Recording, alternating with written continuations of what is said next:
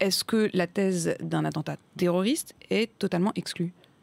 Ce n'est pas la piste qui est privilégiée aujourd'hui. Sur la question effectivement de la protection de ces sites, Bernard Cazeneuve a demandé au préfet de renforcer la vigilance et vous-même vous recevrez demain l'ensemble des industriels concernés. Vous dites pour rappeler les règles de protection de ces sites. Aujourd'hui, ils sont protégés comment ces sites? C'est des militaires, c'est la police? Qui a en charge cette protection? Alors, il y a deux choses à savoir. C'est que la prévention des risques industriels qui existent, elle relève du Code de l'environnement, comme je vous le disais à l'instant, c'est-à-dire de la responsabilité des exploitants industriels. Oui, parce que c'est des sites privés.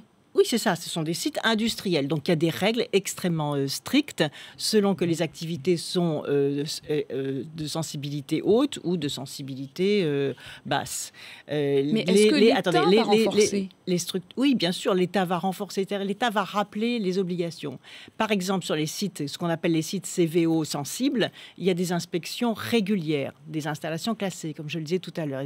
Et donc, ces inspections vont être renforcées, mais surtout, les filières industrielles chimiques, en particulier, sont demandeuses de mettre en commun leur savoir-faire et la façon dont elles se protègent. C'est la raison pour laquelle, à leur demande, je les réunis demain pour regarder avec elles si elles ont bien clairement en tête les principes de protection. C'est quoi les principes de protection? Attendez, c'est très précis, c'est-à-dire ce sont... Oui, je voudrais bien que les Français comprennent effectivement les risques et la protection. La protection, c'est très simple. C'est les contrôles, les badges, le fait d'être entouré de murs, de grillages, les mécanismes d'alerte à l'intérieur de ces sites, le contrôle de ceux qui y rentrent, le contrôle des entreprises sous-traitantes.